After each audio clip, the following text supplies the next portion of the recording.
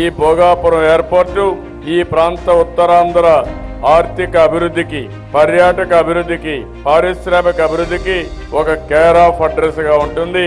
మీరు ఎప్పుడూ చూడనటువంటి ప్రగతికి ఇది చిహ్నంగా నిలుస్తుంది. మరొక్కసారి మీ అందరికీ తెలియజేస్తున్నారు.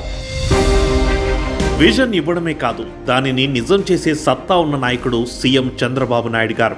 ఉత్తరాంధ్ర ప్రజలకిచ్చిన మాట ప్రకారం భోగాపురంలోని అల్లూరి సీతారామరాజు అంతర్జాతీయ విమానాశ్రయాన్ని అత్యంత ప్రతిష్టాత్మకంగా పూర్తి చేశారు. 96% పనులు పూర్తి చేసుకున్న ఈ ఎయిర్పోర్ట్లో జనవరి 4 ఆదివారం తొలిసారిగా విమాన ట్రయల్ రన్ను విజయవంతంగా నిర్వహించారు. ఈ విమానంలో న్యూఢిల్లీ నుండి భోగాపురం వరకు కేంద్ర విమానయాన శాఖ మంత్రి కింజరపు రామ్మోహన్ నాయుడు ప్రయాణించారు. 2015 ఫిబ్రవరి 12న విజయనగరం పర్యటనలో భోగాపురం ఇంటర్నేషనల్ గ్రీన్ఫీల్డ్ ఎయిర్పోర్ట్ గురించి ముఖ్యమంత్రి చంద్రబాబు గారు తొలిసారిగా ప్రకటించారు.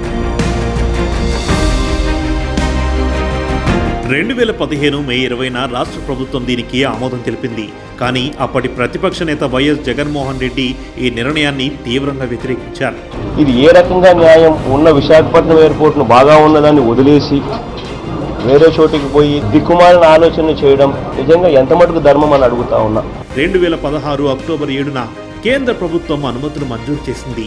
2018 నాటికి భూసేకరణను పూర్తి చేసి ఎయిర్పోర్ట్ పనులను మొదలుపెట్టారు. 2023 నాటికి ఈ ఎయిర్పోర్ట్ను ప్రారంభించాలని లక్ష్యం పెట్టుకున్నప్పటికీ ప్రభుత్వ మార్పుతో ఈ ప్రాజెక్ట్ ఆలస్యమైంది.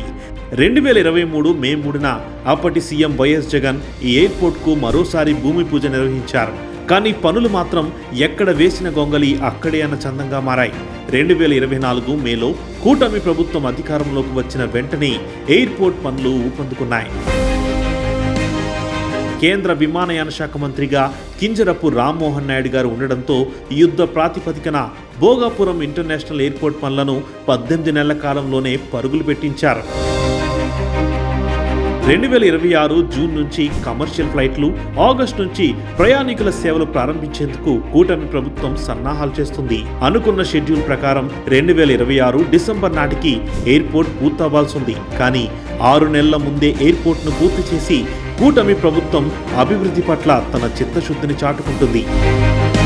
2700 ఎకరాలు, 81,000 చదరపు మీటర్ల విస్తీర్ణంతో దేశంలోనే అత్యంత పొడవైన రన్వేల్లో ఒకటిగా అల్లూరి సీతారామరాజు అంతర్జాతీయ విమానాశ్రయం పేరు మరికొద్ది రోజుల్లో ప్రపంచవ్యాప్తంగా మారుమోగబోతుంది.